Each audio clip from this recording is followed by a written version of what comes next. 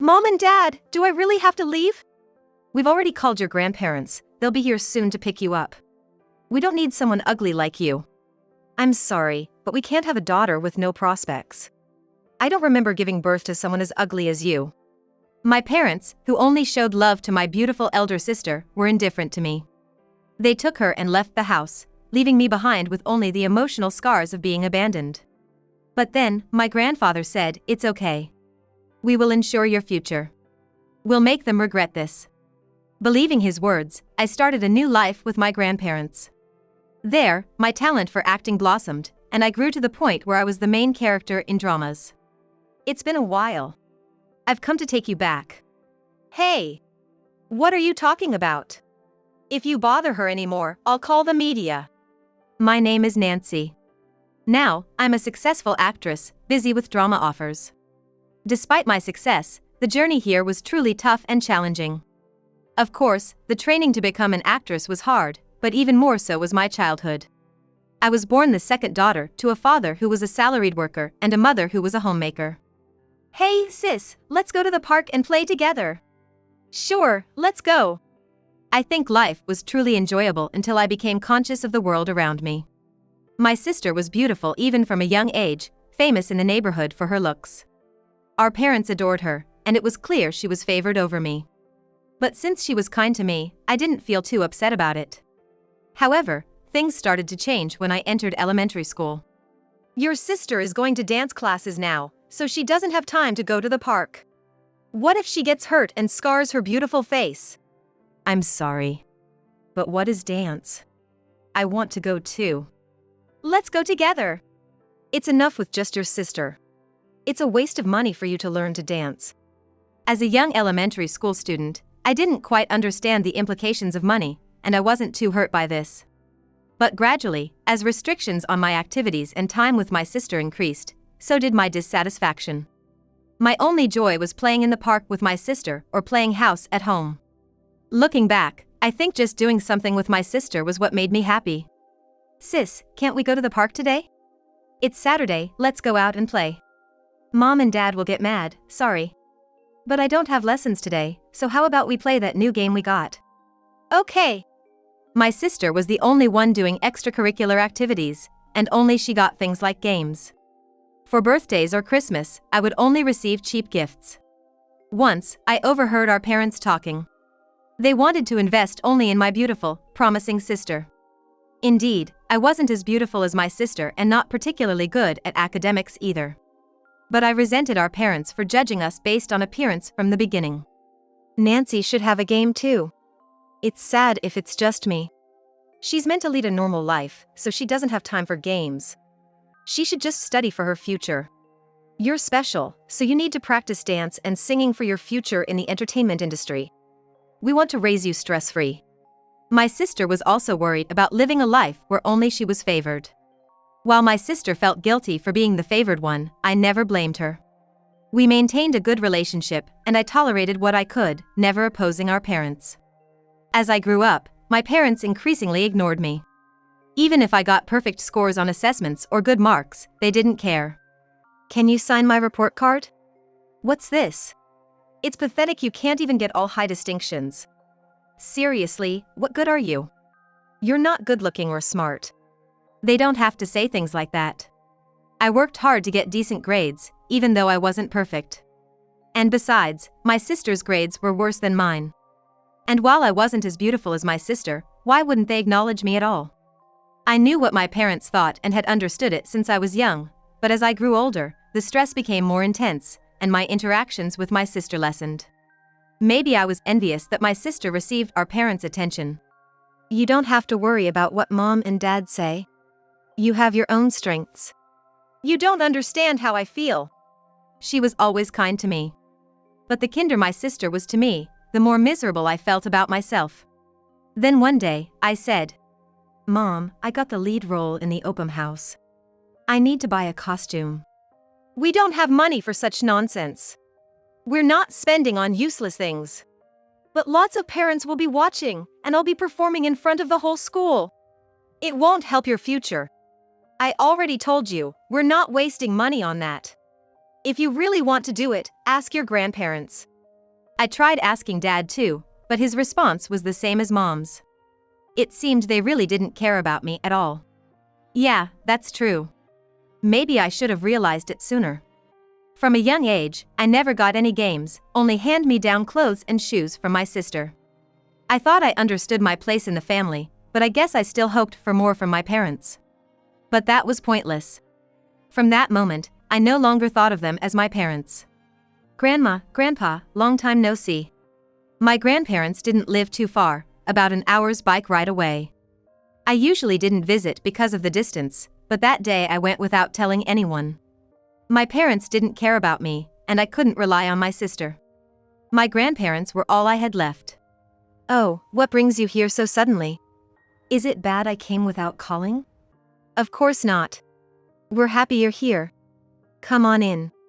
My grandparents welcomed me warmly despite my sudden visit. I explained my situation and hesitantly asked if they could pay for my costume. It felt too convenient to ask them for money only when I needed it. But they agreed without hesitation. I was so relieved. Now I could play the lead role. They were happy for me and listened with smiles I'd never seen from my parents. I felt a joy I'd never experienced before, and I couldn't help but smile. I love acting, I always mimic the dramas I watch. That's why I got the lead role, everyone said I'm good at acting. That's amazing. Show us a bit of it. Sure. They praised my performance, and I was truly satisfied. Being recognized by my grandfather filled a void left by my parents' neglect. I was truly happy. A pure feeling I hadn't gotten from my parents in a long time. After that, I started visiting my grandparents on every holiday. The round trip by bike took 2 hours, but it was worth it compared to being treated like air by my parents. My grandparents treated me like their own daughter. Plus, Grandpa even gave me acting tips. Thanks to what Grandpa taught me, my teacher said my acting has improved a lot. That's great to hear. Grandpa used to be a stage actor. He mainly performed on stage, never in dramas or movies, but he had a wealth of acting experience. His guidance greatly improved my performance, and I even received a standing ovation at the school event. Grandma, Grandpa, did you see? I did it. I whispered to myself, filled with happiness and gratitude towards my grandfather. But there was a tinge of regret that my parents weren't there to see it. I didn't expect anything from my parents, nor did I want them to come. But I had my grandparents and acting. Would you like to join a local children's play about folktales? Grandpa asked. He got me involved in local plays, something my parents never did.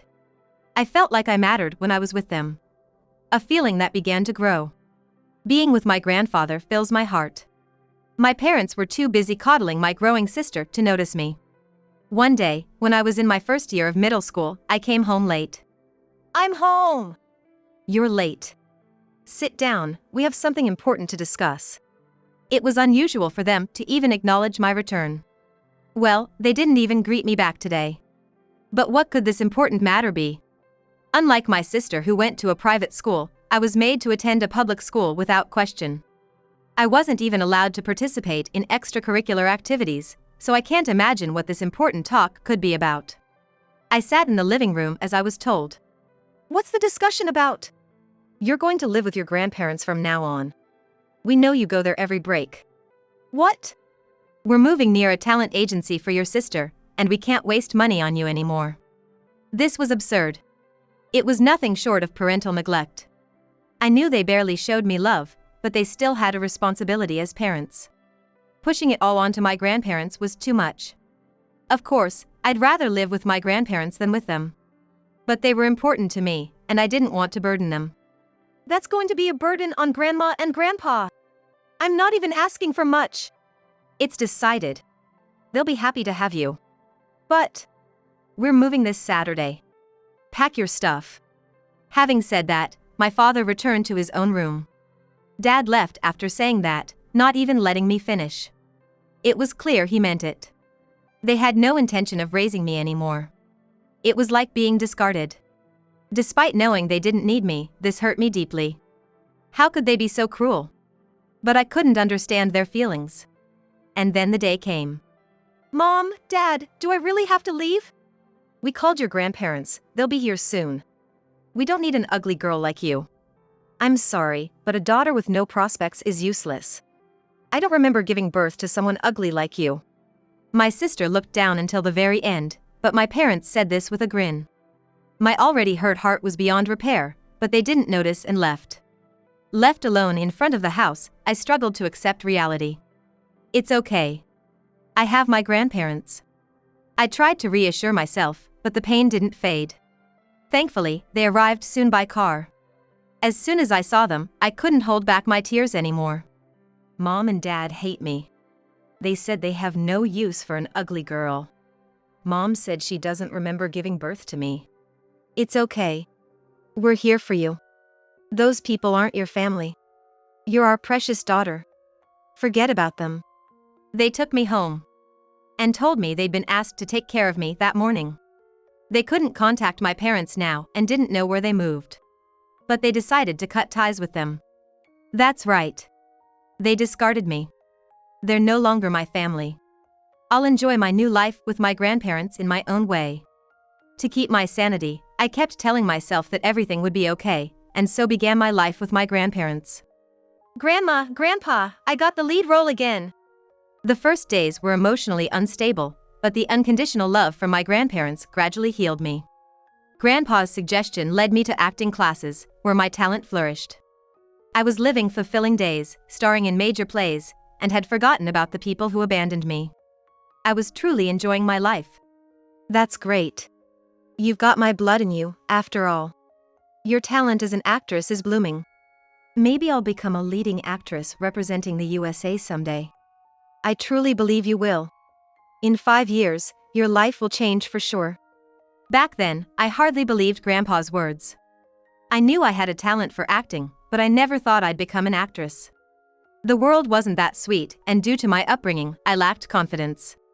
I always thought I was doomed to fail. I think such thoughts were somewhere in my heart.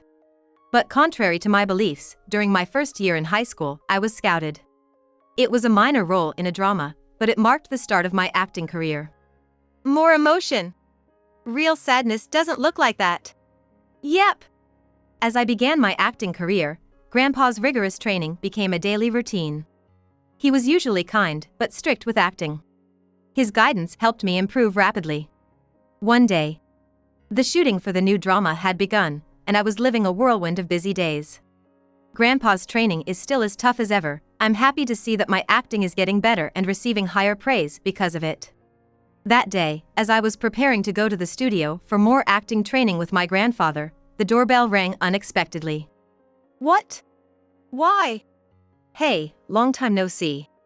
We saw your drama. You've grown a lot. I was shocked to see my parents after 5 years. Why were they here? They knew where I lived since we hadn't moved. But what was happening? They had discarded me, and now they were acting as if nothing had happened. It was a joke. What do they want from me? Trauma, fear, and anger towards them welled up inside me, but I was quickly brought back to my senses when someone patted me on the shoulder from behind. What do you want? We're here to see our lovely daughter. Don't look so scared. It's been 5 years. What are they talking about? Coming to see their lovely daughter? Enough with the lies. You never once called me cute or anything like that. They had never shown me any love or affection. All their love, money, and time went to my sister. And now what? Why are you here? You're the lead in that popular drama, right? We were shocked to see the last episode. Amazing. Listen.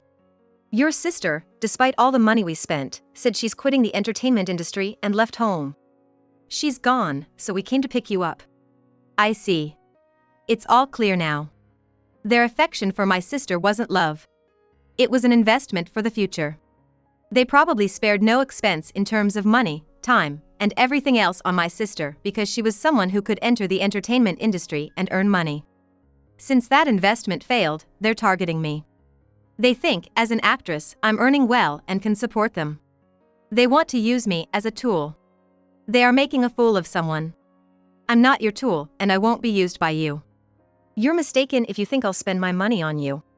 Sure, I earn a decent salary as a lead actress, but I have no intention of spending it on people who aren't family.